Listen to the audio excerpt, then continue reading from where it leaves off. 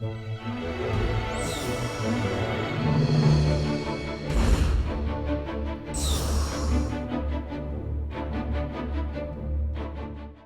nos acompañan Sebastián Hiller, director del diario Vanguardia Liberal, quien hará las veces de moderador. Nuestro experto internacional es Jonathan Fox, PhD en Ciencia Política, profesor de American University, experto en evaluar reformas de transparencia en el sector público. Hizo parte del panel de expertos internacionales del mecanismo de revisión independiente de la Alianza para el Gobierno Abierto.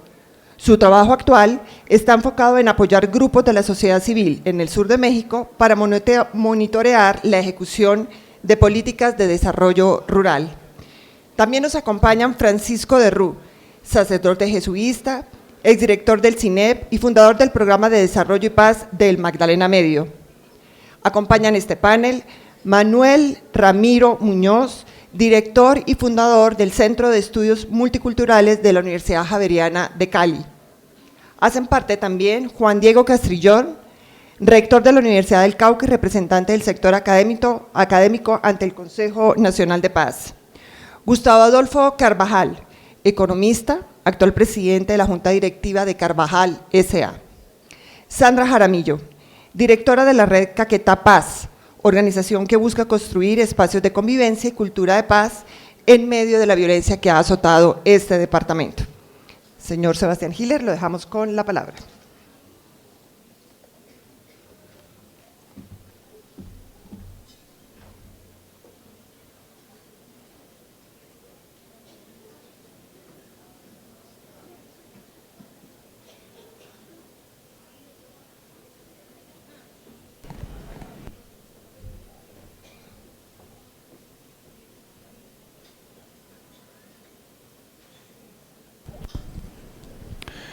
Bueno, muy buenas tardes a todos.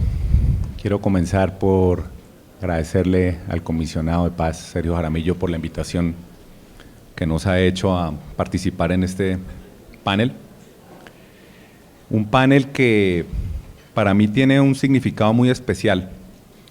Y les cuento que desde el mismo momento en que el comisionado me pidió el favor que habláramos de la movilización de la sociedad desde el territorio para lograr la paz, me vino a la memoria una cantidad de episodios que me han pasado desde la dirección del periódico, de gente que viene a visitarlo a uno a la oficina y una gran, digamos, mensaje que se repetía entre esas personas es que le dicen a uno, mire, la guerra no la han vivido ustedes, la guerra no la han vivido en las ciudades. Ustedes realmente no saben lo que es la guerra. La guerra nos ha tocado a nosotros en las poblaciones pequeñas y en el campo. Las personas de las ciudades no están muy enteradas de qué es que se trata todo esto.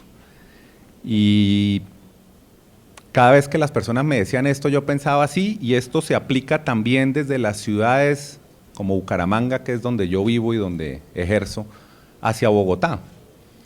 Porque si bien, digamos, en las ciudades intermedias o grandes como Cali, Medellín, pues la guerra de guerrillas no se vive con la misma intensidad que en el campo, frente a Bogotá nos ha tocado mucho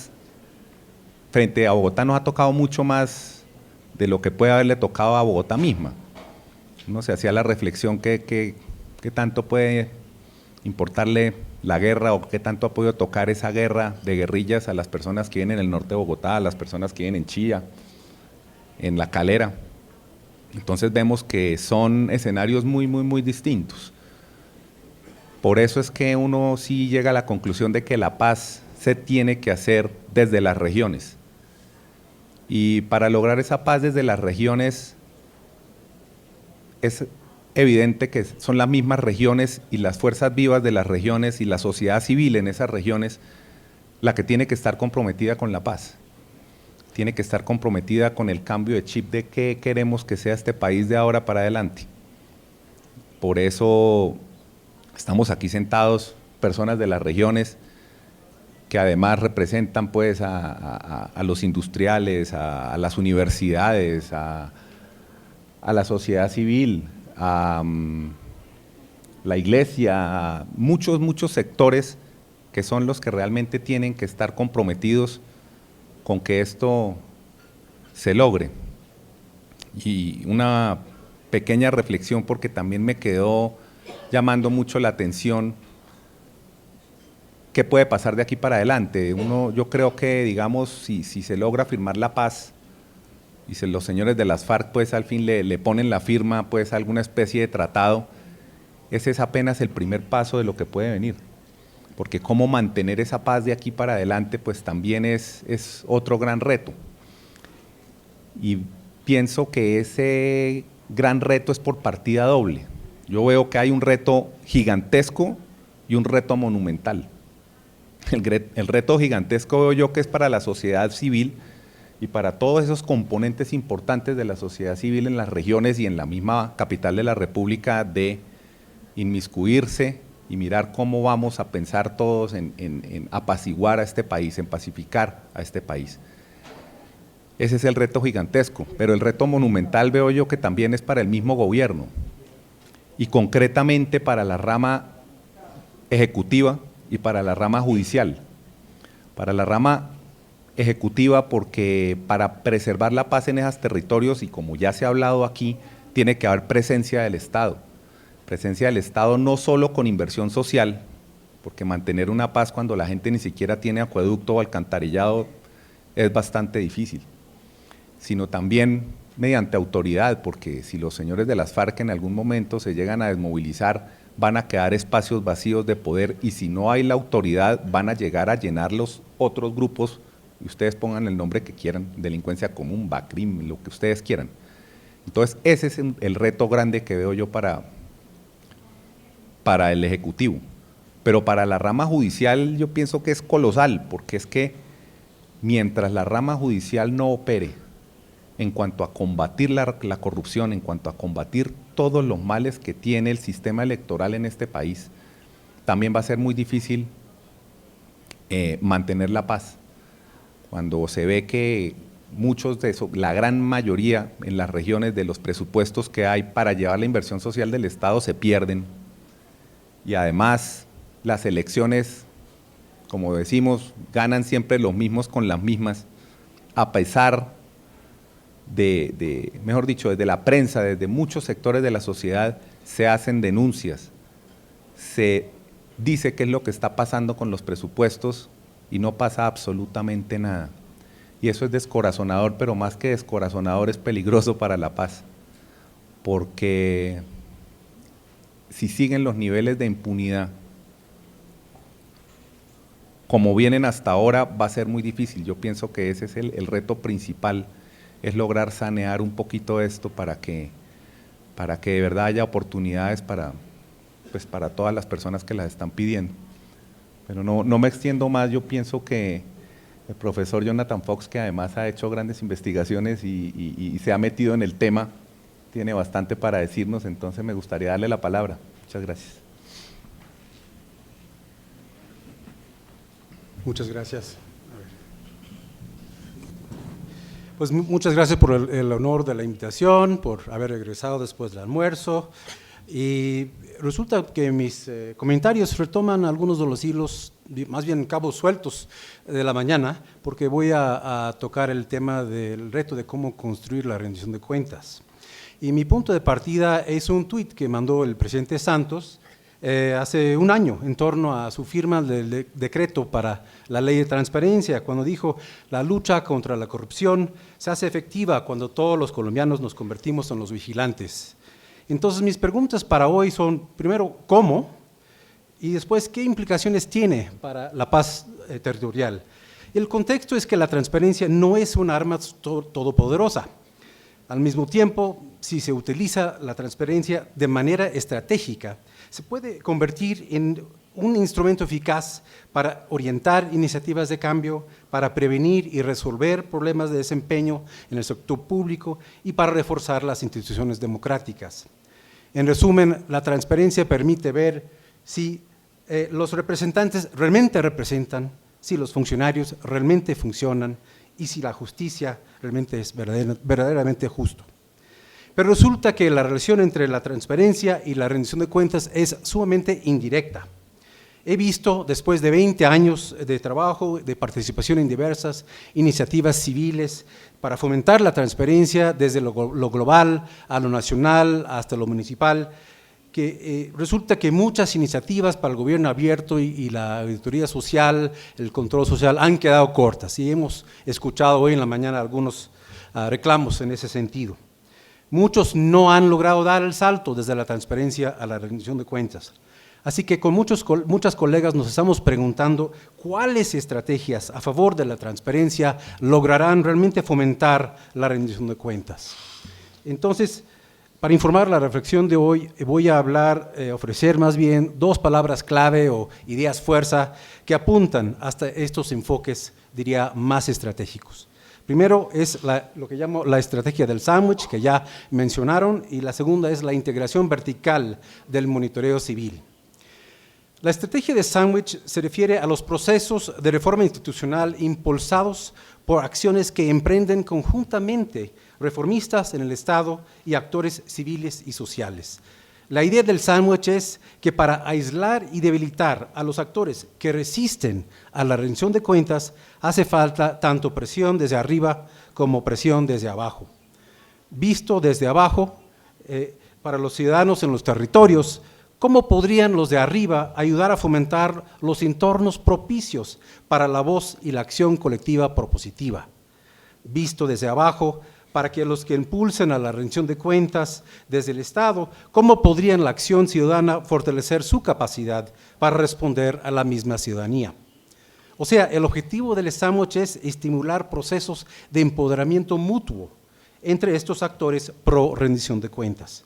Ahora bien, ¿qué tiene que ver entonces este concepto con la paz territorial? Y esto lo veo en al menos 2 ámbitos, uno centrado en los mismos acuerdos de paz y el otro en algunas de las instituciones existentes para la vigilancia ciudadana.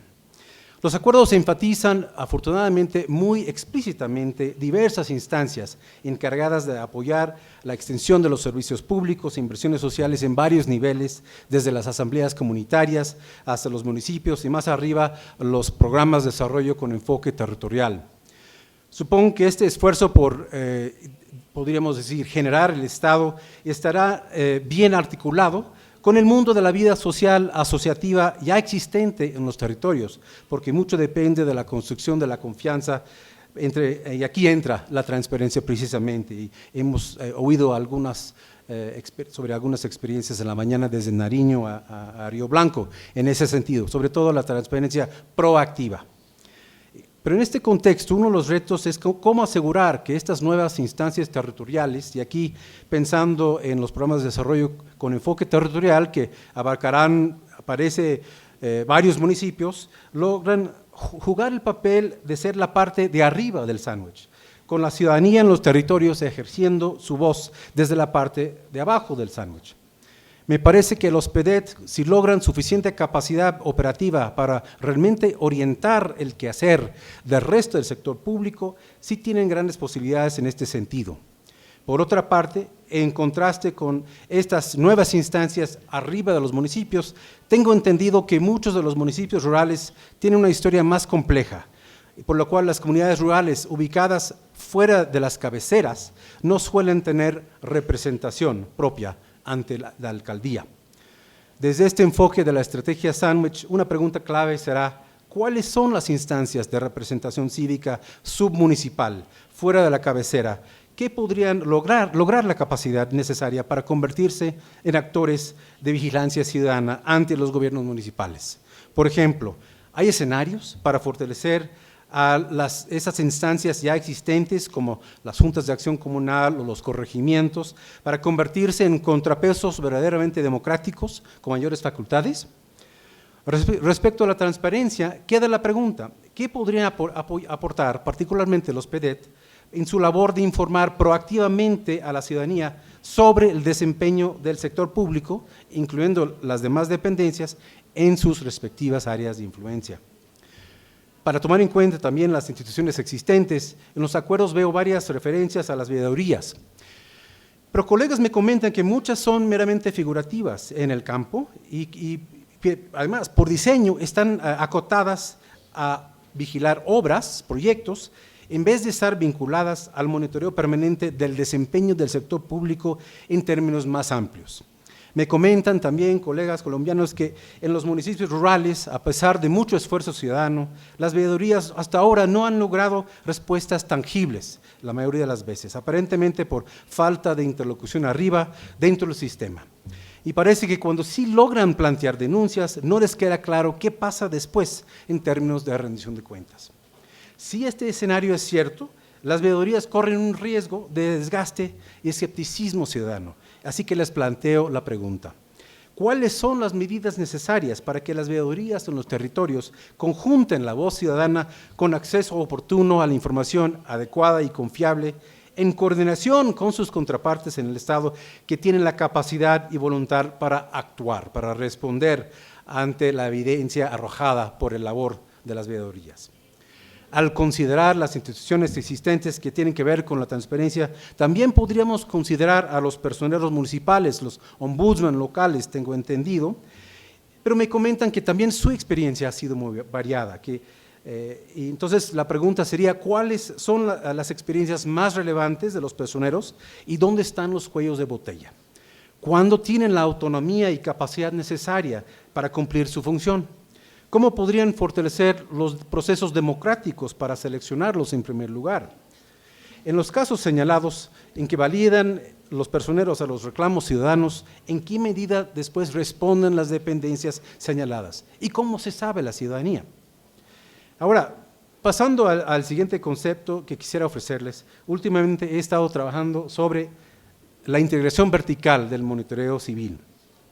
Y aquí la idea es potenciar la transparencia con la incorporación del factor escala, dirigiendo la mirada civil a los múltiples niveles del sector público al mismo tiempo en una manera coordinada. El punto de partida es que la solicitud de documentos o la inspección en el terreno de una obra bajo construcción no serán suficientes.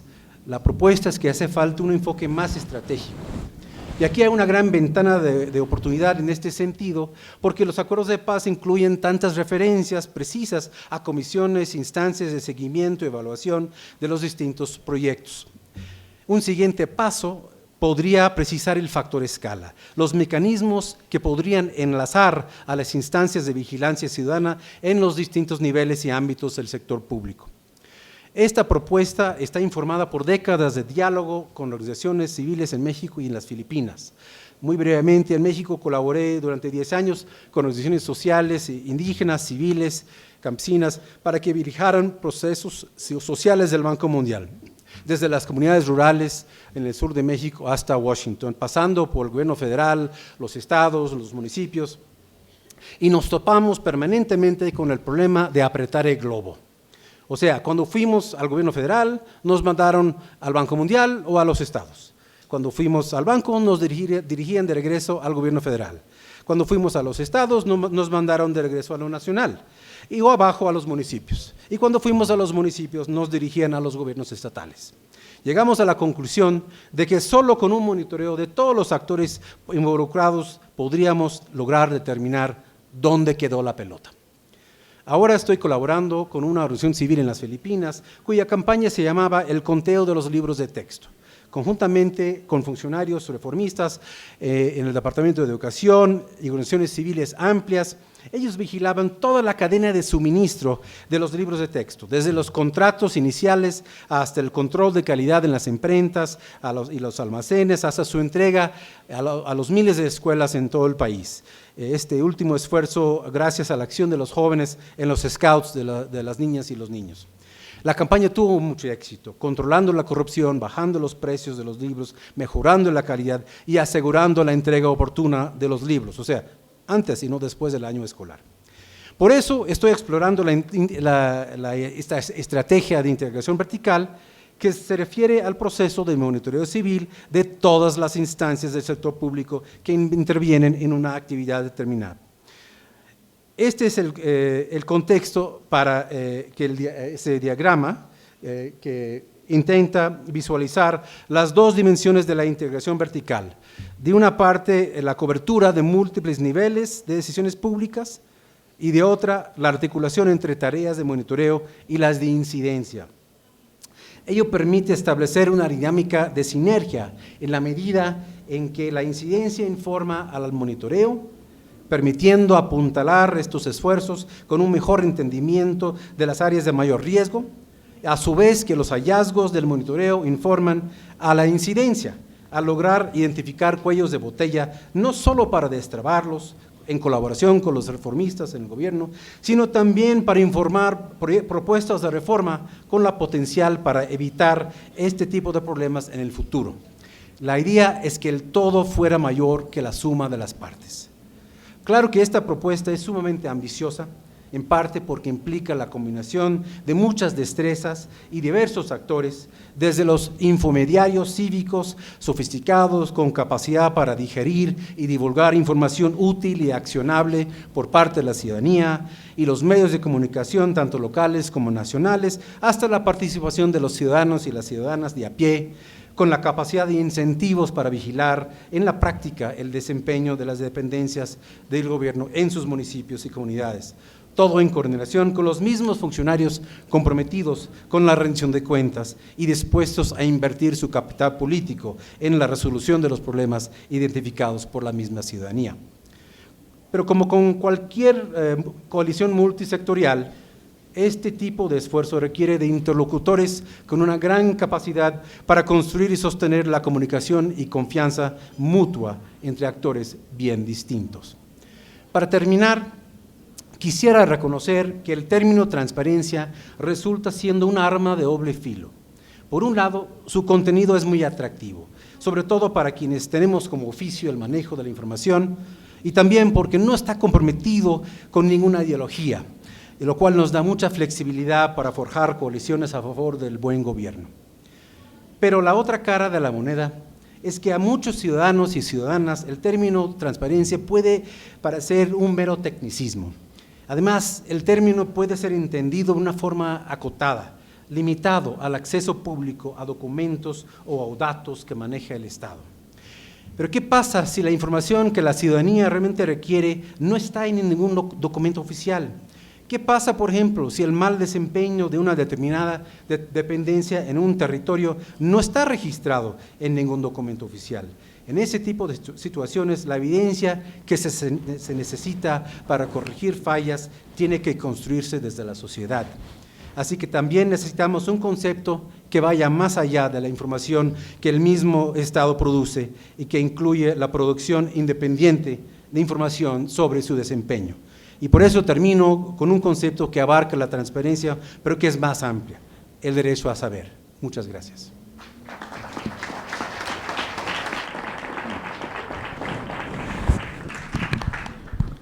Bueno, responde el padre Francisco de Rú.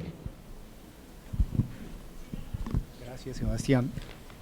Gracias, Jonathan, por el aporte tan significativo que nos haces y porque los aquí presentes sabemos de tu compromiso en el Fondo Profundo de México por acompañar a las comunidades. Yo quiero agradecerle al alto comisionado, a Sergio Jaramillo y a su equipo, el que podamos estar aquí presentes. Y créame que para mí el tema que está sobre la mesa me es muy difícil abordarlo. Y si digo cosas que molestan sobre todo a los políticos presentes, pues les pido excusas, pero no es mi propósito.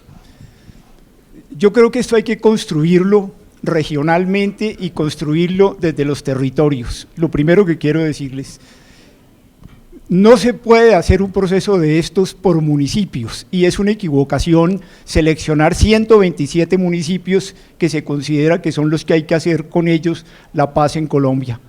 Aquí hay que hacer regiones y tu preocupación por lograr totalidades articuladas en la participación o en la llegada de los recursos del Estado, no es posible conseguirla si no hay un imaginario colectivo de región, donde los pobladores estén completamente convencidos que la vida de ellos se juega en la posibilidad de construir en paz un territorio. Una forma de hacerlo es empezar por los municipios, por supuesto, donde se ha vivido con profundidad la violencia, y acercarse allí para tratar de identificar a hombres y mujeres que tengan profundidad humana, porque si bien este es un asunto político y técnico, es sobre todo un asunto humano. Hombres y mujeres que tengan la capacidad de comprender con profundidad lo que esté en juego en su territorio, la historia de su victimización, que conozcan con sutilezas los grupos que se confrontan y los aparatos de poder y los aparatos violentos que todavía perseveran en los territorios, que sean capaces de convocar a otros y con esos grupos en los municipios constituir gente que tenga la visión de la posibilidad de unirse culturalmente, mirar la totalidad territorial que esté en juego con sus posibilidades ecológicas también, ver un territorio que sea económicamente capaz de salir adelante, sin necesidad de ser autárquico, conectado con el país, pero que tenga un sentido de totalidad, y sobre todo la pasión por una región. Miren cosas como estas, si nosotros hubiéramos estado tratando de hacer como lo hicimos, 12.000 hectáreas de cacao únicamente en San Vicente de Chucurí, nunca hubiéramos hecho nada en medio de la guerra. Había que llevar el cacao también al otro lado, a la cordillera de San Lucas, había que desarrollarlo en Puerto Berrío, en Santa Rosa del Sur, en el Carmen de Chucurí, en Landázuri, todos municipios distintos y que estaban interconectados por la guerra.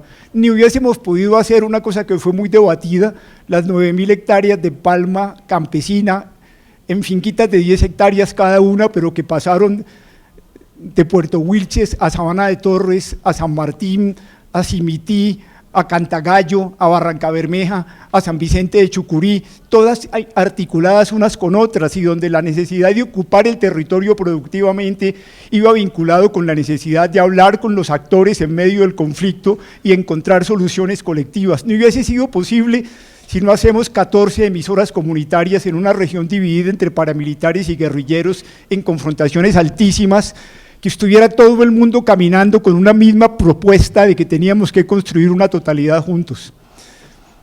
Pero esto usted no lo puede hacer con los políticos locales. Los políticos locales, la gente que esté en el aparato de los votos, no conocen lo que está pasando en los territorios. Su intencionalidad no es conocer. Ellos entran en el juego porque quieren conseguir los puestos públicos para participar en el presupuesto. Su intención básica en una ecuación es por lo menos en un 40% dominar votos, en otro 40% dominar los recursos del negocio de la política y eventualmente en un 20% de pensar en la paz. Y cuando entran los partidos nacionales, esa ecuación se cambia, 65% es para conseguirle votos al partido, 30% es para que el hombre pueda tener dinero y 5% para la paz. Y yo sí quisiera pedirle a Sergio, que está aquí, y pedirle también a Rafael Pardo, por favor, no le entreguen los recursos de la paz a los políticos locales, no hagan eso.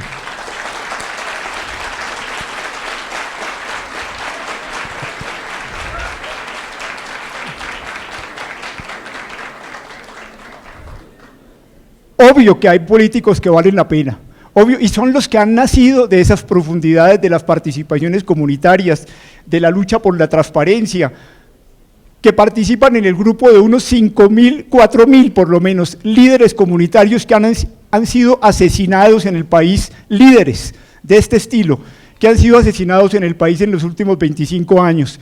Yo no sé de dónde saca este país tanta gente, que después de que nos matan 4.000 líderes capaces de manejar procesos de paz territoriales, el país todavía plantea con otros jóvenes y con otras mujeres otras posibilidades de continuar andando. Qué bueno que más bien se pensara, aquí está Everardo Murillo, que fue un hombre importantísimo en el desarrollo de aquella transfiguración que hubo que hacer en Armenia después del terremoto, y no sé si está Jorge Londoño o la gente de Jorge Londoño, que habiendo sido el presidente del Banco de Colombia, tomó la responsabilidad de las transformaciones que hubo que hacer en el país después de las grandes inundaciones de hace 5 años. Hay que hacer una combinación entre las gentes de las regiones, los liderazgos regionales, empresarios, sindicalistas, organizaciones de mujeres, comunidades afro, comunidades indígenas, pongámoslo en estos términos, los stakeholders, la gente que ha invertido en las regiones, y los right holders, la gente que reclama sus derechos al medio ambiente, que se protege contra la minería en todas las formas, que insiste en que hay que construir juntos una totalidad humana, que tienen en la vista a las víctimas. Entre esos grupos de los que defienden los derechos y los que están convencidos de que se puede crear valor regional, hay que crear una institucionalidad no política, que obviamente haga una mixtura para tener entidades mixtas con políticos locales, pero que no dejen en manos de los políticos las cosas. El político primero divide las regiones, tiene que dividirlas porque necesita votos para él y tiene opositores políticos. Segundo, no tiene una visión de largo plazo.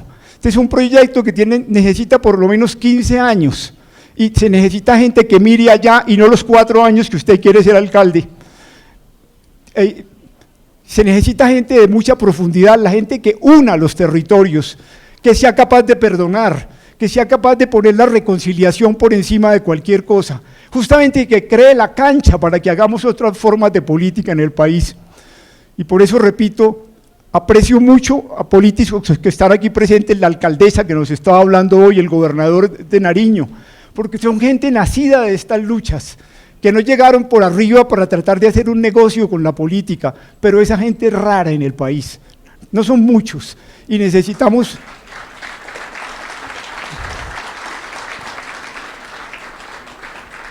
Les pongo un ejemplo que puede ser significativo, sobre todo para los empresarios. Aquí está Adolfo Carvajal, presidente de la Junta Directiva de Carvajal.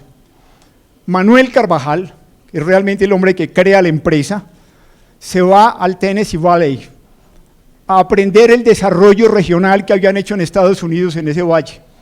Y en su propia avioneta recorre la zona para tratar de empezar a comprender lo que era un imaginario colectivo de región.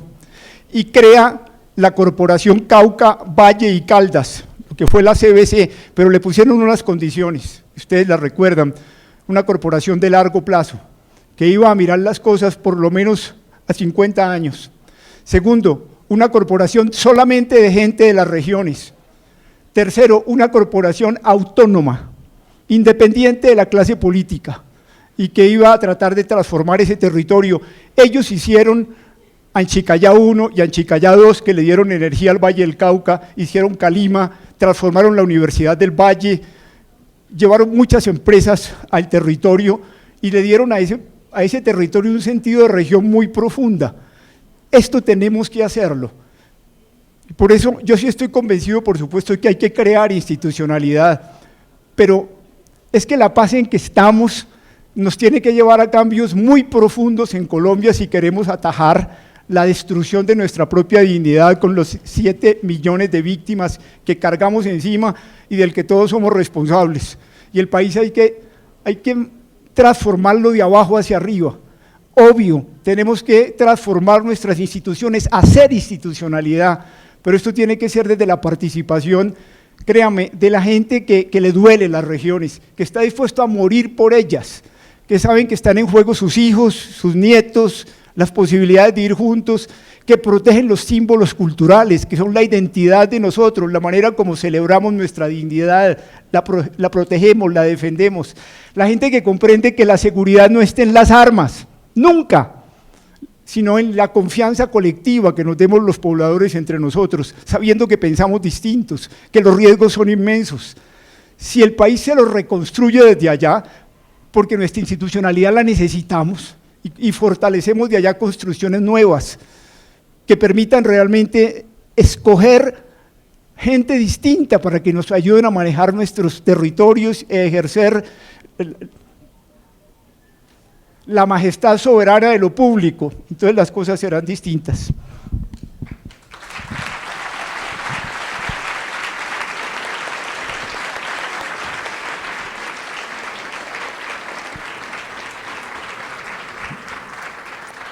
Muchas gracias, padre Ru. Pienso que dijo de verdad cosas muy importantes y muy ciertas. Y ojalá el comisionado pues tome atenta nota sobre todo lo de soltarle a ciertos sectores políticos los dineros para la paz, porque, ay Dios. Bueno, Vamos entonces a seguir con Sandra Jaramillo, de la red Caquitapas. Tú tienes allá, perfecto.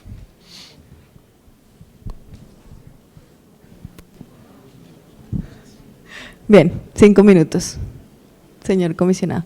Bueno, muchas gracias por la invitación. Yo quisiera poner 4 temas para la reflexión. El primero es que la participación debe ser un mecanismo para reconfigurar el rol político de la sociedad y no debe ser un mecanismo para instrumentalizar la sociedad, y ahí digamos que hay una distancia y una línea también muy delgada que hay que tratar de no transgredir, sobre todo cuando hablamos del tema de monitoreo y de veeduría ciudadana. Hay que reforzar muy bien entonces este rol político. La segunda idea es que en esa misma lógica la participación entonces debe ser transformadora e incidente, pero para eso se necesitan varias condiciones previas y quiero solamente mencionar 4. Uno, la generación de espacios de confianza para el diálogo social. Es imposible pensar en una participación incidente y transformadora si no hay diálogo social en los territorios y si no hay una apuesta de visión compartida de desarrollo, y por allí digamos que hay que orientar también las acciones, como lo decía el padre Pacho de Rúa, alrededor de la construcción colectiva y estos nuevos referentes. La segunda condición previa que creo es las garantías de libertad en medio de la diversidad de procesos sociales que hay en los territorios. Hay multiplicidad de procesos sociales con diferentes orillas ideológicas, con diferentes orillas filosóficas, y esa diversidad no debe ser vista como un obstáculo, sino como una oportunidad, pero hay que generar libertad para que todas se expresen de manera correcta. La tercera es que debe haber un reconocimiento a la legitimidad de los procesos sociales, pero también de los liderazgos colectivos, y hay que propiciar esos liderazgos colectivos. Hay que acabar con esa polimembresía en donde una sola persona se hace representante de un montón de cosas, y hay que tratar de más bien fortalecer las movilizaciones sociales realmente y tratar de evitar también la cooptación política que hay de manera frecuente en nuestras regiones de esos espacios y procesos colectivos. Y hay que generar un espacio, digamos, para el conocimiento desde los procesos sociales de la realidad y las dinámicas locales, y lo decía ya esta mañana en un panel el señor del Banco Mundial de manera muy atinada con relación a la importancia de la democratización de la información, y no solamente el acceso a ella, sino la producción misma de información desde las comunidades, desde las organizaciones de base, pero hay que tratar de establecer el vínculo entre esa información que es no formal y la información oficial para que sea, digamos, realmente validada. La tercera idea fuerza que quisiera poner es la importancia de la reconstrucción de la confianza, y esto tiene 2 escalas, si se quiere: una entre los territorios y la nación, y aquí el llamado fundamentalmente es a que esa conversación no sea institucional solamente, es decir, no es gobierno central, gobiernos locales, porque eso sería a partir de la hipótesis de que los gobiernos locales son en todos los casos representativos y legítimos, y eso pasaría por realmente generar unos cambios profundos de la manera como se hace política en los territorios, especialmente en las regiones, pero también en la reflexión sobre la descentralización. Es decir, hay que pensar realmente que la conversación nación-territorio debe hacerse, ojalá, desde la institucionalidad nacional, pero con los procesos locales y no solamente con la institucionalidad local. Y la segunda escala ya es la escala territorial, ¿no? La generación de confianza entre la institucionalidad pública y la sociedad civil en los territorios. Eso es fundamental, y para eso hace sentido que la institucionalidad pública, como ya lo decía Diego Bautista esta mañana, gane en capacidades, mismo la sociedad civil también, y son capacidades blandas, ¿no? Hay que también enseñarle, nosotros desde los territorios lo gritamos con fuerza al gobierno nacional, qué son las regiones y qué es lo que está pasando en las regiones. El desarrollo de capacidades no es solamente hacia las regiones y los actores locales, sino de allá también hacia acá, y eso parte, digamos, por reconocer que efectivamente es un país de regiones en la vida real, pero que ese país de regiones no ha sido visto ni asumido de esa manera desde el gobierno central, y allí, digamos, hay que reconfigurar algunas cosas. Y la última idea fuerza que quiero dejar es que hace sentido reconfigurar la estructura formal y oficial de la participación. Ya esta mañana lo habían mencionado en algunas ponencias, y es que finalmente la manera como está estructurada la participación hoy en el país es imposible de hacerse. Y solamente voy a poner un ejemplo. El departamento de Caquetá tiene 16 municipios, de esos 16 municipios, 12 tienen menos de 15.000 habitantes. El caso de Belén de los Andaquí es un municipio con unos liderazgos muy fuertes, muy arraigados, liderazgos asociados a temas ambientales, con unas luchas y unas victorias tempranas importantes.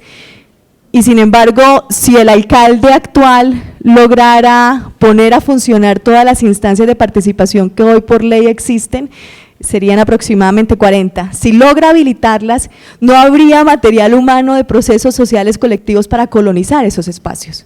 Entonces hay un tema, digamos, estructural de fondo que hay que abordar, que hay que analizar, y es importantísimo que esa reconstrucción o esa reformulación se haga desde la realidad de las regiones. Estos 12 municipios del Caquetá, seguramente esta misma historia se repetiría en la mayoría de los departamentos de nuestras regiones. Entonces es importantísimo, digamos, llamar la atención de que si bien es importante hacer una reflexión y abrir espacios de participación que sean temáticos para abordar todas las dimensiones del desarrollo de nuestros territorios, esto hay que hacerlo de manera integral y reconociendo esas dinámicas sociales. Así que finalmente digamos que la idea que quisiera dejar redondeando ya para darle la palabra a mis compañeros de panel es que no hace sentido reconfigurar el país con la ventana de oportunidad que tenemos hoy, si no lo pensamos desde las regiones y sus particularidades, si no lo asumimos en la práctica, bajarlo del discurso a la realidad. Digamos que ha sido frecuente este discurso desde el gobierno de que somos un país de regiones, la descentralización, pero eso es carreta. ¿Cómo lo aterrizamos realmente y cómo hacemos que en la práctica esto funcione y se valide desde las comunidades? Gracias. Muchas gracias. Bueno, tiene la palabra el doctor Gustavo Adolfo Carvajal, presidente de la Junta Directiva de Carvajal S.A. Muchas gracias. Muchas gracias al comisionado y a todos sus miembros de su oficina por estar aquí, por los miembros de su equipo. Como hemos conversado en el día de hoy, el tema es los retos en la paz territorial y me atrevería a decir que estamos ante una oportunidad única en nuestra historia. Siempre he pensado que Colombia como Estado ha tenido desde sus inicios, en 1810, un problema de soberanía enorme. Si miramos la definición del diccionario de la lengua española de soberanía, dice que es el poder político supremo que corresponde a un Estado independiente. La realidad es que nuestros padres de la patria miraban con preocupación por el tamaño geográfico hace más de 200 años cómo podrían ejercer esa soberanía sobre todo el territorio. De ahí la discusión en su momento de si debíamos organizarnos como una república o como un Estado federado. Y esa preocupación de no poder ejercer ha sido mi concepto, de no poder ejercer esa soberanía, ha sido mi concepto el origen de la gran mayoría de nuestros problemas hasta el día de hoy.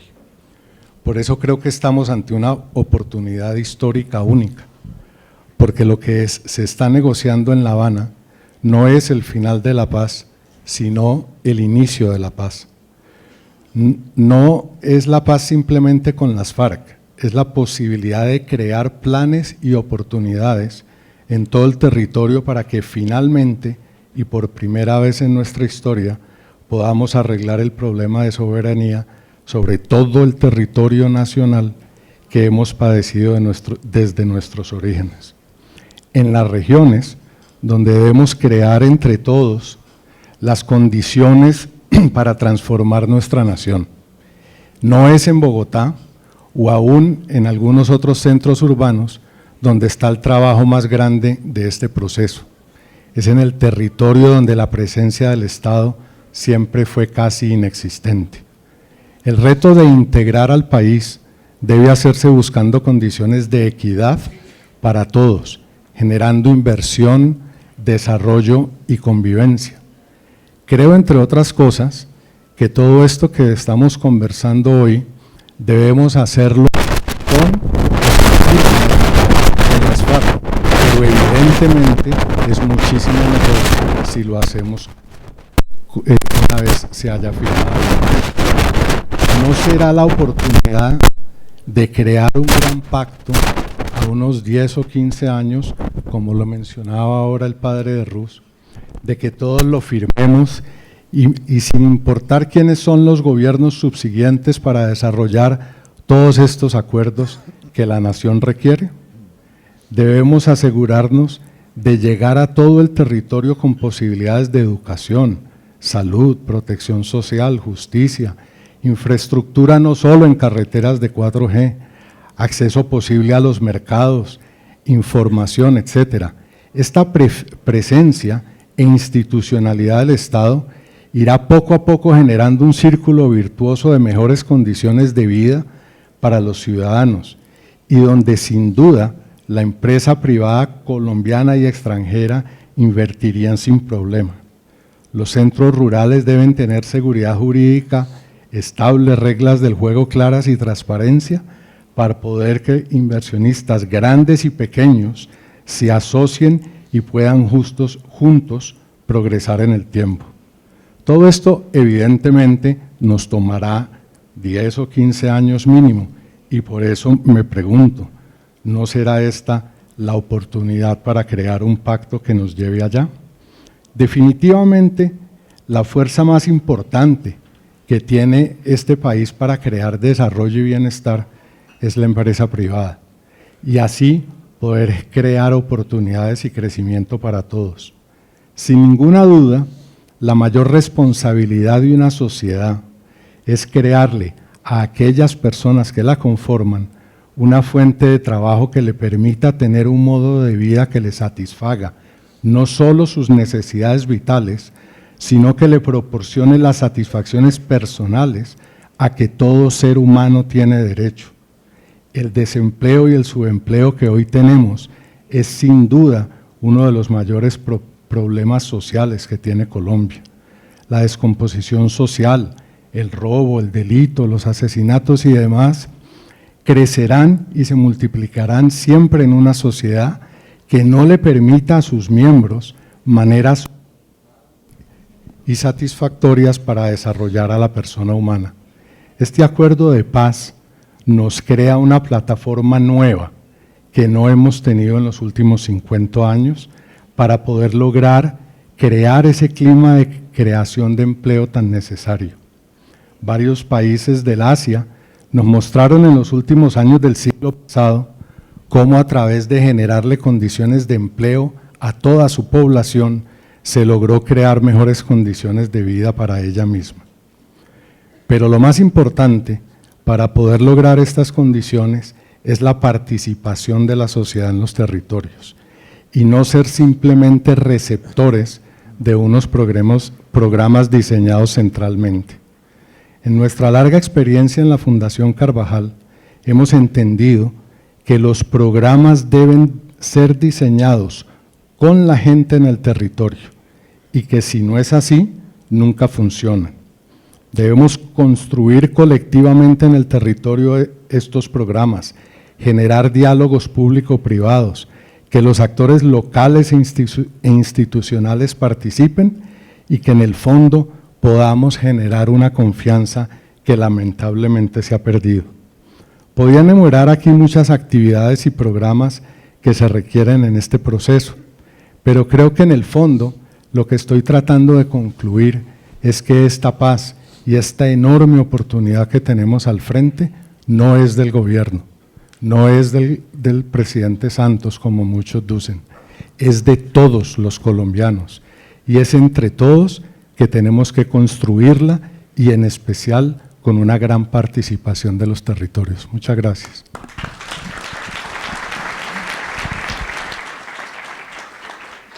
Muchas gracias. Tiene la palabra ahora Juan Diego Castrillón, rector de la Universidad del Cauca. Buenas tardes a todos y gracias al alto consejero para la paz, doctor Sergio Jaramillo, por darnos la oportunidad de expresarnos acá a nombre de las universidades y a nombre pues de mi universidad, la Universidad del Cauca. Ustedes saben que en el país hay 288 universidades públicas y privadas. La gran mayoría tienen sus asociaciones. Nosotros representamos el Consejo de Paz, en el Consejo Nacional de Paz, a ASCUN, que reúne pues 90 universidades públicas y privadas del país. Y estamos trabajando como universidades con una serie de redes que hay a nivel nacional de profesores e investigadores que trabajan al interior de las universidades y que tienen pues diferentes actividades y diferentes acciones. Y pues caen las diferentes inquietudes y preguntas, ¿qué responsabilidad puede tener o qué retos pueden tener las universidades y sobre todo las universidades regionales en este contexto de paz territorial? Y pues nos ubican pues en una serie de escenarios ya descritos acá con una cantidad de variables y de detalles y de dimensiones, los retos que nos expresó con mucho detalle el profesor Robinson esta mañana y los panelistas pues que han expresado como marcos de referencia aquí sobre el tema de la paz territorial. Un tema que uno se pone a pensar que la universidad puede ayudar, puede contribuir a propiciar espacios y actividades, acciones, es en el tema de los liderazgos.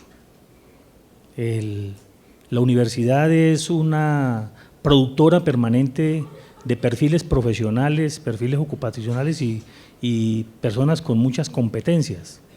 Y como profesor uno se pone a mirar que nosotros tenemos una serie de misiones y visiones en los currículos de nuestras universidades y nuestra universidad, particularmente la Universidad del Cauca, y cuando sale ese profesional de la universidad que lo graduamos en el Paraninfo, le cambiamos totalmente el chip, o el contexto le cambia el chip.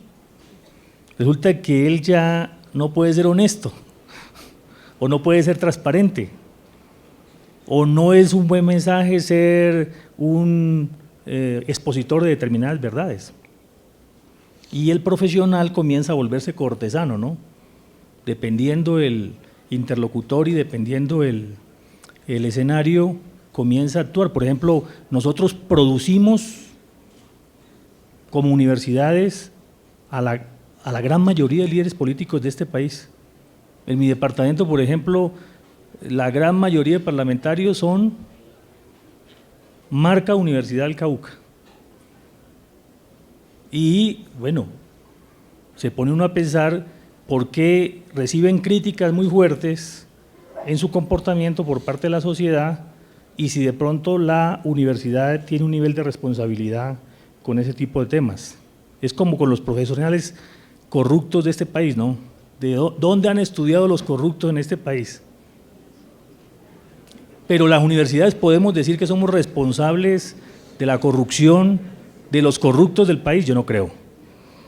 Ahí hay un tema cultural, un tema contextual, un tema que, una especie de esquizofrenia ética. Cuando somos estudiantes tenemos un relato ético y cuando salimos tenemos que tener otro comportamiento porque la sociedad, las instituciones controladas por una serie de valores y una serie de opiniones comienzan a trabajar con otros referentes. Esto de la paz territorial, cuando habla uno y detalla pues el marco de referencia de la paz territorial, que es cambiar reglas del juego, comportamientos, conductas, dimensiones éticas, pues yo creo que si no hacemos paz territorial, nos quedamos en la metafísica total de los relatos de paz en el país.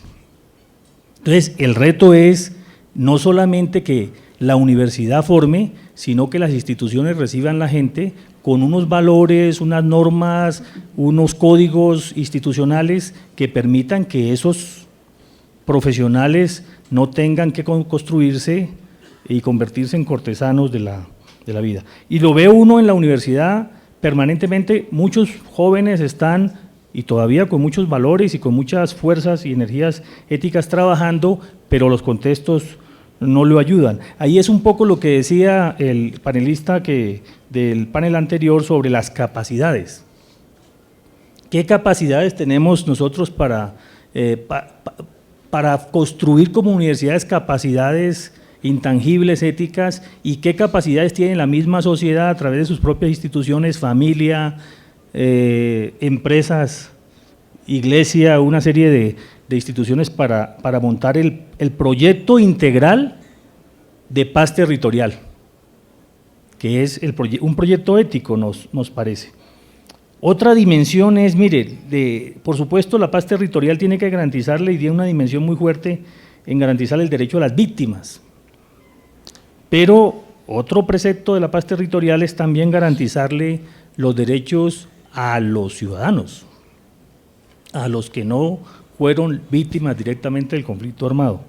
Y es una opinión que le escuché en la intervención al doctor Sergio esta mañana de, entre comillas, las víctimas larvadas que llevamos nosotros de nuestro proceso histórico, de nuestros modelos societales. Por vía del ejemplo, la Universidad del Cauca, una universidad territorial que se fundó en 1827, y yo invito al doctor Sergio Jaramillo a pararse en el balcón de Derecho de la Universidad del Cauca y me dice cuántos afros ve en la universidad. Un departamento que tiene el 25% de afros y el 3.2% de los estudiantes son afros. Y un departamento que tiene el 25% de indígenas y el 9% de los indígenas están en la universidad, y eso peleando incluso con las complejidades mentales de la comunidad universitaria. Hace 3 años montamos nosotros un proyecto de formar 300 indígenas en la Universidad del Cauca y pensaba que iba a haber oposición normal, no, oposiciones incluso dentro de la universidad. Que por qué la universidad iba a deteriorar la calidad académica de la formación jurídica en el país. Y no les cuento el relato cuando nosotros hace 2 años y medio, 3 años, hicimos un convenio con la policía para formar 54 policías en derecho. El escándalo mayúsculo de intelectuales con doctorado y con postdoctorado. Gente que la sociedad le ha dado la oportunidad para hacer una serie de construcciones diferentes a las anodinas y las tradicionales. Creo que las universidades tenemos un reto muy grande. No hay, mire, les digo una cosa orgullosamente como profesor universitario, hay muchas instituciones en este país con legitimidad, por supuesto, pero les digo que no competimos, mejor dicho, para no ponernos a decirlo en perspectivas complicadas, competimos en legitimidad con otras muchas instituciones, por ejemplo las iglesias o otro tipo de instituciones. Donde va una universidad, la gente tiene un preconcepto positivo. Hay un vehículo raro que dicen, este señor viene de la Universidad de Nariño, de la Universidad del Valle, de la Universidad de la Amazonía o de la Universidad Javeriana y tiene una legitimidad. Creo que eso hay que aprovecharlo, ese potencial moral que tienen las universidades públicas y privadas del país, debemos aprovecharlo para hacerlo. Incluso, mire, modificar incluso los liderazgos y las perspectivas de todos los operadores que hacen administración en el país, incluso los administradores de justicia. Mire, nosotros tuvimos un pleito muy interesante con una comunidad afro, por supuesto no vamos a controvertir públicamente el fallo porque eso es un atrevimiento, yo soy abogado, pero hubo un fallo que le dijo a unas comunidades afro en el Naya, producto de que eran víctimas y las cantidades de condiciones que ustedes conocen, un fallo que les otorgó 97.000 hectáreas de tierra de la Universidad del Cauca a los afros. Yo no voy a controvertir eso porque tenemos las mejores energías y las mejores relaciones con los afros, pero conversando con los líderes, le decíamos, mire que los operadores judiciales también deben cambiar también de perspectiva para fallar cosas. O sea, le quitaron, entre comillas le quitaron, legítimamente por supuesto, una decisión judicial a la universidad 97.000 hectáreas y se le entregaron a un actor muy importante que son los afros, norte del departamento del Cauca, y esas tierras quedaron fuera del circuito de posibilidades en ambas direcciones de ser potencial de progreso para las comunidades o para impacto regional. Yo le decía a un amigo el otro día, le decía, mira, pero nosotros nos casamos con unas verdades ideológicas en vez de comenzar a construir modelos de decisión en el cual se comprometan los indígenas, se le comprometan los indígenas, se comprometan los afros, se comprometa la universidad, se comprometa la gobernación, los municipios de ese territorio para montar un modelo de desarrollo, y eso lo puede hacer un operador judicial. Entonces, fíjense que los liderazgos tenemos que comenzar a transformarlos allá abajo. Y lo otro es que nosotros como universidades sí estamos, desde el surgimiento pues, de la universidad, estamos a favor de la solución de los conflictos en la sociedad por vía de los argumentos.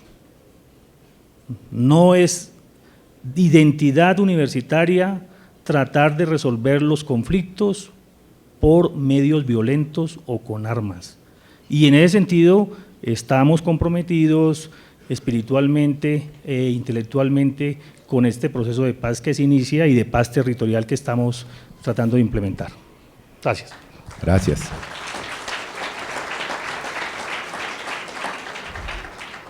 Bueno, vamos con Manuel Ramiro Muñoz, del Instituto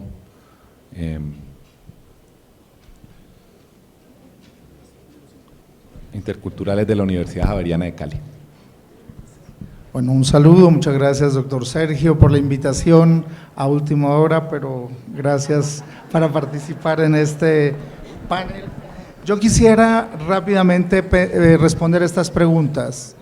¿Movilización para qué, cómo y con quién desde los territorios? Y quiero hacerlo desde la experiencia que estamos acompañando de el piloto de alistamiento para la implementación de los acuerdos de paz. En el suroccidente del país y en concreto en el norte del Cauca, estamos haciendo un piloto de alistamiento. Sabemos que no hay acuerdos, que habrá acuerdos, creemos que habrá acuerdos y nos estamos alistando para esa implementación. Y desde ahí quisiera hacer algunas reflexiones. Este piloto, ¿quiénes lo promueven? Lo promueven las comunidades indígenas, afrodescendientes, campesinas, tiene el acompañamiento del instituto y han invitado a actores claves, los empresarios, por ejemplo, y en este caso concreto a los empresarios del azúcar, ya se empieza a hacer un diálogo con ellos, a los empresarios también de forestales. Se entiende que este diálogo tiene que alistarnos para poder hacer esos diálogos imposibles hasta ahora en el marco del conflicto armado. Entonces, ¿movilización para qué? Primero, para sacar las armas del conflicto político y social, no solamente el conflicto político, sino el conflicto social. Dos, movilizarnos, ponernos a dialogar para implementar los acuerdos.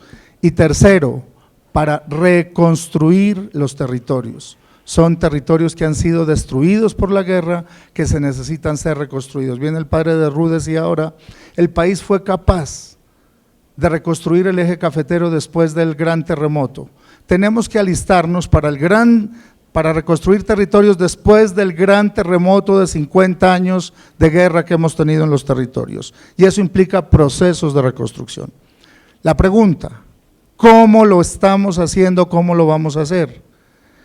Diálogos audaces e informados para planificar el territorio con la convicción de que en ese territorio todos podemos caber.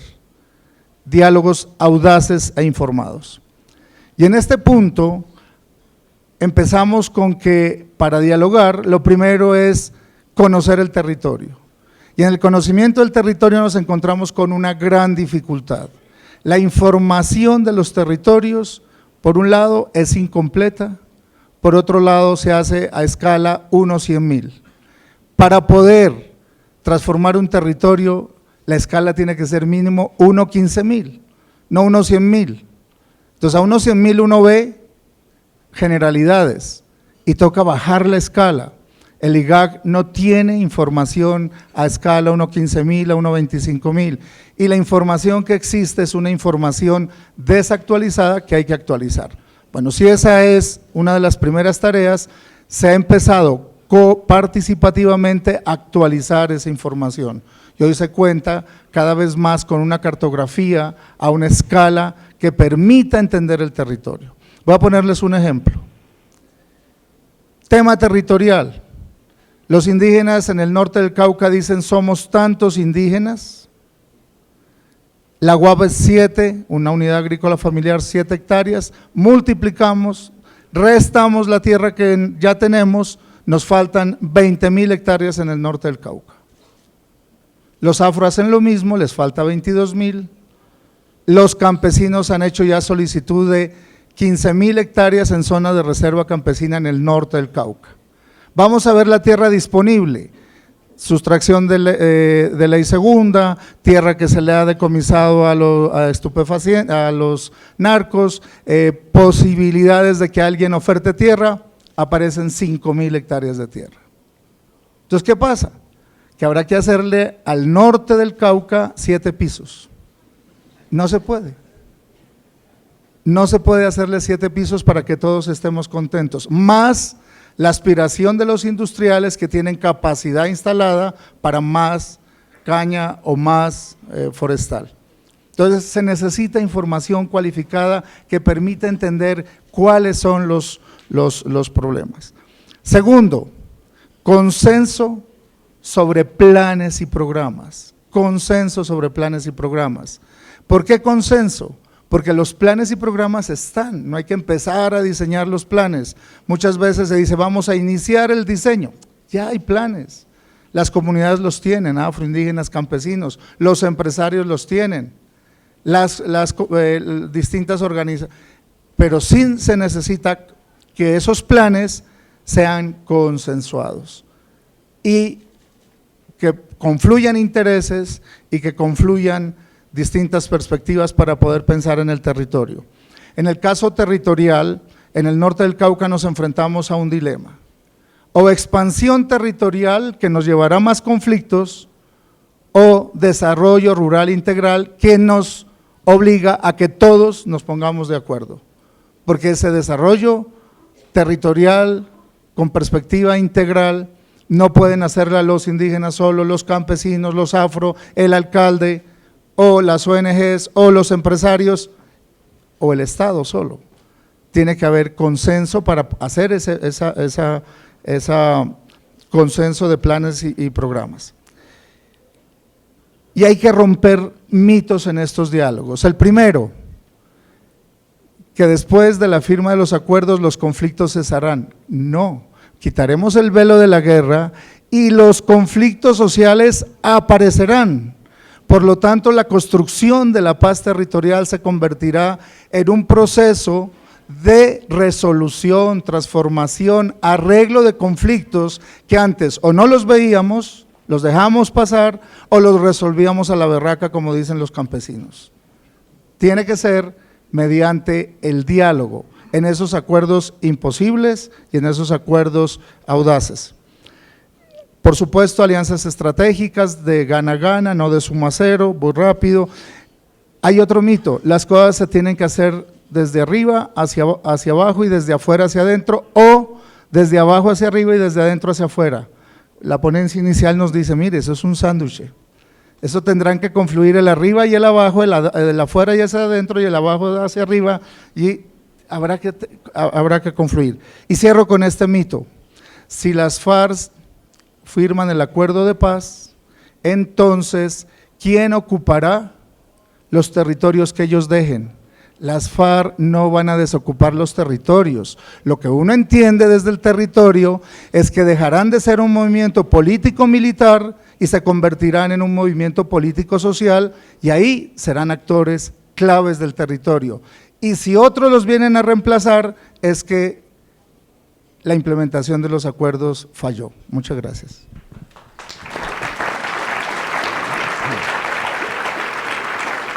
Bueno, muchísimas gracias a todos los panelistas. No sé, estamos un poquito cortos de tiempo, si quieren que empecemos con las preguntas del público.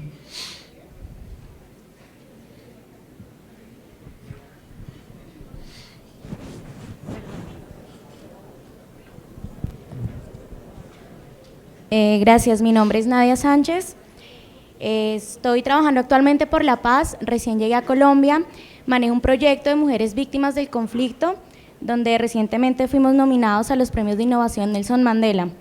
Hago esta introducción porque no hace sentido pensar en una reconstrucción de país si no validamos desde las comunidades su empoderamiento como tal. ¿A qué voy con esto del empoderamiento? Y voy en mi parte personal. Desde que yo llegué a Colombia, he presentado este proyecto a diferentes instituciones y perdona a los políticos que de pronto están sentados acá y han recibido mis correos insistentemente. Es la oportunidad para decirle, escúcheme. Hay que integrar el empoderamiento juvenil de la mujer y el liderazgo de estas comunidades. Y felicitaciones, Sandra, porque haces el 1.39% de este panel presentando a la mujer. No hay soberanía si no empezamos a empoderar a las comunidades. Pero ¿qué pasa? La universidad tiene la capacidad de educarnos a nosotros para hacer construcción de paz, modelos de transformación social, pero ¿el Estado tiene la capacidad de escucharnos? El Estado tiene la capacidad de tener en cuenta cómo desde las comunidades, desde nuestro trabajo de campo, estamos llevando modelos de transformación social. Me escucha la universidad, pero el Estado aún no. Con esto quiero hacer una reflexión y es una pregunta para todos los panelistas. Si estamos pensando en este proceso de paz que incluya no solo a las mujeres, a los jóvenes, a todos los actores sociales, porque como joven, mujer, líder, ¿ustedes qué van a hacer con esta transformación social si seguimos pensando en beneficios y en victimización? Un proceso de paz se construye a partir de empoderar socioeconómicamente a las personas. Es como, no le dé el pescado, enséñelo a pescar. Entonces, ¿ustedes cómo van a facilitar que esta transformación sea efectiva desde un empoderamiento socioeconómico y no de victimización? Gracias. ¿Quién quiere contestar? Aló. Buenas tardes para todos. Hay que entender una cosa, las personas con hambre no participan. En ese sentido, hay que comenzar a solucionar las necesidades en los territorios. Hablemos de hambre con todas las necesidades en salud, en temas de educación, en acceso, por ejemplo, a semillas, a apoyo gubernamental en el tema agropecuario. Las personas con hambre no van a participar. Las personas que participan son aquellas que tienen una identidad clara, son aquellas personas que tienen un sentido de pertenencia sobre sus territorios. Muchas personas no participan por eso, porque el modelo de educación que nos han implementado en el país no genera procesos de identidad ni tampoco sentido de pertenencia. ¿Cómo generar procesos de participación en los territorios si no comenzamos a abordar el tema de la educación?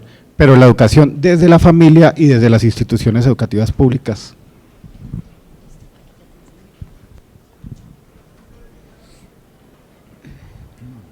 Buenas tardes, damas y caballeros. Yo soy la representante de las personas con discapacidad de las regiones del movimiento Mozodig. Realmente la discapacidad, las personas con discapacidad somos muchísimas y la discapacidad es transversal. ¿Transversal en qué? En estatus social, en etnia, en raza, en todos los sentidos. En este momento creo que la guerra es lo que más nos ha dado discapacidad en este país. Hay personas con discapacidad de las Fuerzas Armadas, hay legales de las Fuerzas Armadas ilegales, ¿cierto? De la población civil, consecuencia de la guerra. Realmente nosotros queremos que nos tengan en cuenta y que realmente lo que sea de nosotros sea con nosotros, porque realmente estamos muy tristes con los acontecimientos que siguen pasando en este país con las personas con discapacidad. La Convención de las Naciones Unidas fue muy clara, ¿cierto?, en respecto de la población con discapacidad.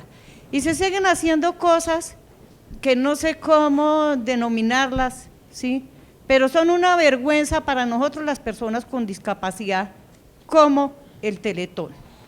Realmente estamos trabajando desde la base, ¿cierto?, para que las personas se capaciten y sean sujetos de derechos útiles a la sociedad, pero vienen y nos presentan un panorama tan lastimoso, ¿sí?, recogiendo plata para nosotros, pero nosotros no somos los que la recibimos, ¿sí?, Y cuando uno va a las regiones, porque yo he estado trabajando con las regiones, por eso estoy acá, ¿cierto?, a incidir en las políticas públicas y en los derechos de las personas con discapacidad, y su respuesta es, vayan que harta plata le damos a Teletón. Entonces, yo sí pido el favor y quiero que nos tengan en cuenta las personas con discapacidad en este proceso de implementación.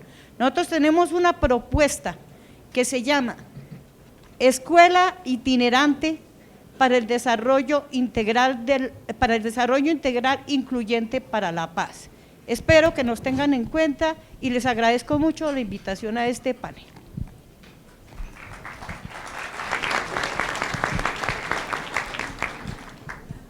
Buenas tardes a todos y a todas. Primero me presento, mi nombre es Jorge Díaz y hago parte de esas nuevas generaciones comprometidas con la transformación del país en un horizonte de paz y dignidad nacional. Mi pregunta va dirigida en dos aspectos. La transformación territorial a partir de la movilización social y ciudadana tiene que contar con un elemento esencial, que es el elemento de la identidad y el reconocimiento de nuestros territorios, buscando potenciar y dinamizar la inclusión productiva y la inclusión social de aquellos lugares de nuestro país históricamente abandonados por el Estado. Y es importante que comprendamos que la transformación territorial va más allá de la dimensión rural del espacio. Mi pregunta va dirigida en la siguiente perspectiva: ¿cuál es el papel de las ciudades en la construcción de desarrollo regional territorial integral para la equidad y la dignidad nacional? ¿Cuál es el compromiso para que establezcamos de una vez por todas ese diálogo entre el campo y la ciudad, tan necesario para cerrar brechas históricas y construir un país con equidad y un país con justicia social? Bueno, yo no sé, ya los panelistas quieren referirse a las preguntas que han oído y a los comentarios.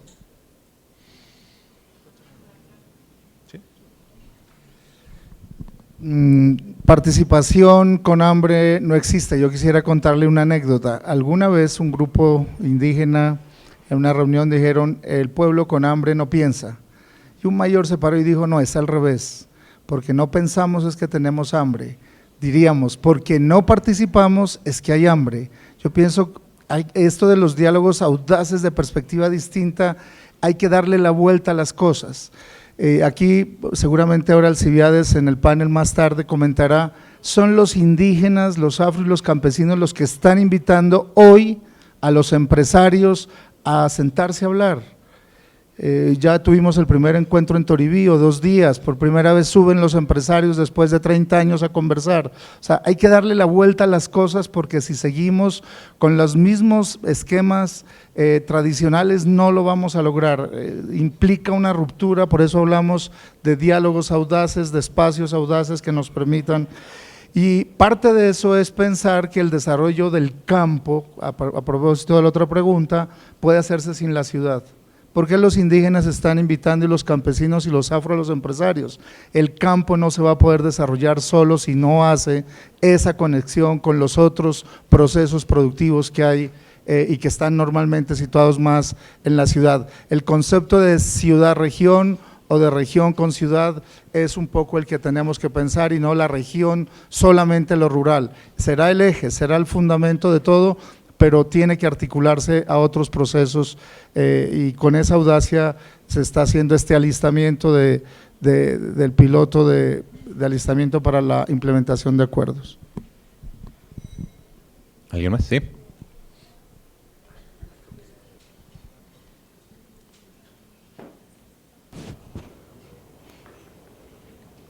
Bien, creo que hay varias preguntas con relación al tema de empoderamiento social y un poco la solicitud o los mecanismos para hacerlo, y creo que eso finalmente es justamente una responsabilidad nuestra como movimientos y procesos sociales territoriales. Aquí digamos que el tema de los mecanismos de participación, los espacios de participación, la apertura desde la institucionalidad para escuchar los movimientos sociales, pues tiene limitaciones y no es nuevo. Creo que la ventana de oportunidad que nos abre en este momento el proceso de paz y que se abre además a través de múltiples escenarios como este, pues finalmente es justamente la oportunidad que hay que aprovechar. Digamos que nosotros como movimientos y procesos sociales tenemos una responsabilidad enorme que no podemos delegar ni podemos supeditar a ser escuchados o digamos, a que se oficialicen los espacios.